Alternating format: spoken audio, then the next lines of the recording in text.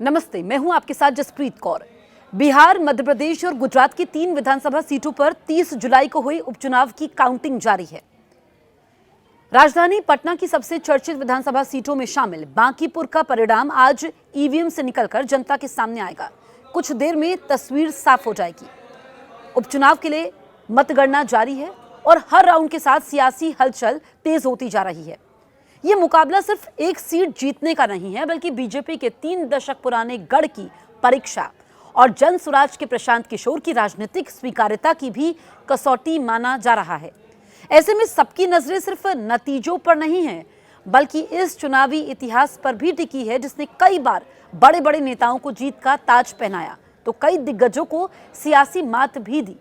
इस बार जन स्वराज के प्रशांत किशोर, बीजेपी के नीरज कुमार सिन्हा और आरजेडी की रेखा गुप्ता में मुख्य मुकाबला है। लेकिन राजनीतिक साख की परीक्षा बीजेपी के राष्ट्रीय अध्यक्ष नितिन नवीन और प्रशांत किशोर की मानी जा रही है।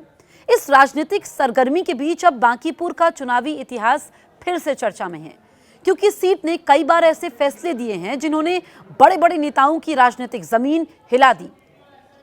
बांकीपुर विधानसभा सीट पहले पटना पश्चिम के नाम से जानी जाती थी। साल 2008 के परिसीमन के बाद इसका नाम बदलकर बांकीपुर कर दिया गया। इस सीट पर पहला चुनाव 1957 में हुआ था। तब कांग्रेस के रामशरण साहू पहले विधायक चुने गए। इसके बाद 1962 में कांग्रेस के कृष्ण बल्लभ सहाय ने जीत दर्ज की। 1967 में महामाया प्रसाद सिन्हा विधायक बने। उनके इस्तीफे के बाद 1969 के उपचुनाव में भारतीय कम्युनिस्ट पार्टी के ए.के. सेन ने जीत हासिल की। 1972 में फिर सीपीआई के सुनील मुखर्जी विधायक बने। 1977 की जनता लहर में जनता पार्टी के ठाकुर प्रसाद ने जीत दर्ज की, जबकि 1980 में कांग्रेस के रणजीत सिन्हा ने सीट वापस कांग्रेस की झोली में डाल दी। साल 1995 से इस सीट की राजनीति पूरी तरीके से बदल गई। बीजेपी के नवीन किशोर प्रसाद सिन्हा ने जीत दर्ज की और इसके बाद फरवरी 2005 और अक्टूबर 2005 के विधानसभा चुनाव में भी लगातार विजय रहे। इस तरह पटना पश्चिम बीजेपी का मजबूत गढ़ बन गई। साल 2006 में नवीन किशोर प्रसाद सिन्हा के निधन के बाद हुए उपचुनाव में उनके पुत्र नितिन नवीन पहली बार विधायक बने। इसके बाद 2008 के परिसीमन में सीट का नाम बदलकर बांकीपुर हो गया। लेकिन बीजेपी की जीत का सिलसिला नहीं टूटा। बांकीपुर नाम होने के बाद 2010, 2015, 2020 और 2025 के विधानसभा चुनाव में नितिन नवीन लगातार जीत दर्ज करते रहे। 2010 में उनकी जीत का अंतर 60,840 वोट रहा। 2015 में उन्होंने 39,767 वोटों से जीत दर्ज की, जबकि 2020 में जीत का अंतर 39,036 वोट रहा। 2025 में नितिन नवीन ने 63% मत प्राप्त किए और आरजेडी से जीत का अंतर 51,000 मतों से अधिक का रहा। साफ है, लगातार 3 दशक से अधिक समय से ये सीट बीजेपी के कब्जे में बनी हुई है। बांकीपुर के इतिहास का सबसे बड़ा राजनीतिक उलटफेर 1985 में देखने को मिला।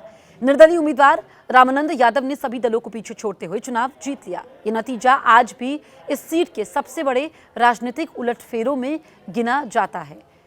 तो ऐसे में यहाँ पर बड़े उलटफेर होते रहे हैं जो इस सीट का इतिहास रहा है। लेकिन मौजूदा वक्त में अगर हम देखें तो बीजेपी के लिए ये अग्नि परीक्षा है और बीजेपी का ये गढ़ है। नितिन नवीन ज़रूर चाहेंगे कि ये सीट बीजेपी के कब्जे में आए और बीजेपी ने पूरी कोशिश लगा दी कि इस सीट पर जीत दर्ज की जाए। तो आप देखिए कि 3 अलग अलग राज्य हैं, 3 सीटें हैं जहां पर उपचुनाव हुए और आज फैसले का दिन है। वोटों की गिनती लगातार जारी है और अब से कुछ देर में नतीजे भी सामने आ जाएंगे, क्योंकि रुझान अगर हम देखें तो रुझान जैसे जैसे रुझान सामने आ रहे हैं वहाँ पर हलचल बढ़ती जा रही है। हम जनसुराज के प्रशांत किशोर की बात करें तो इस चुनाव को प्रतिष्ठा की लड़ाई बना दिया है। ऐसे में सबसे बड़ा सवाल यह है कि क्या बांकीपुर की जनता बीजेपी के लंबे रिकॉर्ड को बरकरार रखेगी या फिर 1985 की तरह एक नया राजनीतिक इतिहास लिखेगी। अब मध्य प्रदेश की सबसे हॉट सीट की बात करते हैं।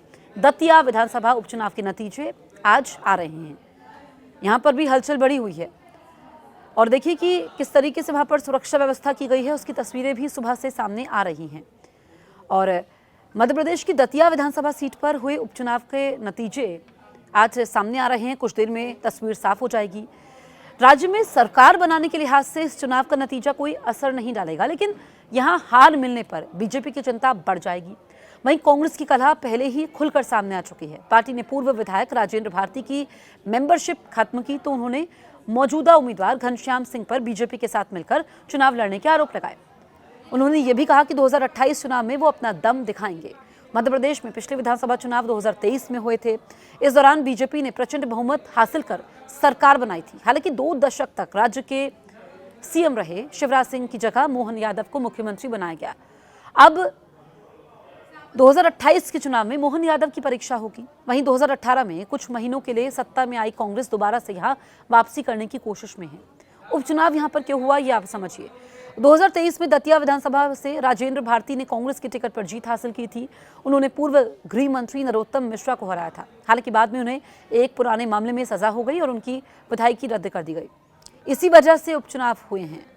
राजेंद्र भारती चुनाव लड़ने के योग्य नहीं थे। वहीं बीजेपी ने नरोत्तम मिश्रा का टिकट काट दिया। ऐसे में दोनों पार्टियों ने नए चेहरों को मौका दिया है। आशुतोष युवा नेता हैं, वहीं घनश्याम पहले भी विधायक रह चुके हैं। अब हम गुजरात की मंजालपुर सीट की बात करते हैं। मंजालपुर सीट पर उपचुनाव हुआ। यहां पर कौन बाजी मार रहा है इसका फैसला भी कुछ देर में हो जाएगा। तस्वीर साफ हो जाएगी। वोटों की गिनती शुरू सुबह ही हो चुकी है। देखिए, ये सीट बीजेपी के खाते में थी। ये सीट बीजेपी का गढ़ मानी जाती है। वडोदरा जिले की मंजालपुर सीट पर हो रहे उपचुनाव में बीजेपी उम्मीदवार सतीश गोविंद भाई पटेल, जो वडोदरा नगर निगम के पूर्व पार्षद हैं, कांग्रेस उम्मीदवार भीखाबाई रबारी, जो पार्टी के गुजरात उपाध्यक्ष और पूर्व राज्य मंत्री हैं, इन दोनों के बीच सीधा मुकाबला है। सीनियर बीजेपी विधायक और गुजरात के पूर्व मंत्री योगेश पटेल के निधन के बाद 30 जुलाई को इस सीट पर वोटिंग हुई थी। मंजालपुर सीट पर वोटिंग शांतिपूर्ण ढंग से हुई थी और अब यहां पर बीजेपी और कांग्रेस के बीच में सीधा मुकाबला है, यानी कि सीधी टक्कर है। तो ऐसे में कौन बाजी मारेगा, कौन किस पर भारी पड़ेगा, क्या बीजेपी अपना गढ़ बचा पाएगी, ये कुछ देर में नतीजों में साफ होगा। आप इन उपचुनावों को लेकर के क्या सोचते हैं? आपको क्या लग रहा है कि यहाँ पर कौन जीत दर्ज करेगा, किसकी हार होगी, ये आप हमें कॉमेंट करके ज़रूर बताइए। और देश दुनिया की हर बड़ी खबर से अपडेट रहने के लिए न्यूज़ 18 ऐप डाउनलोड कीजिए और हर पल सबसे आगे रहिए।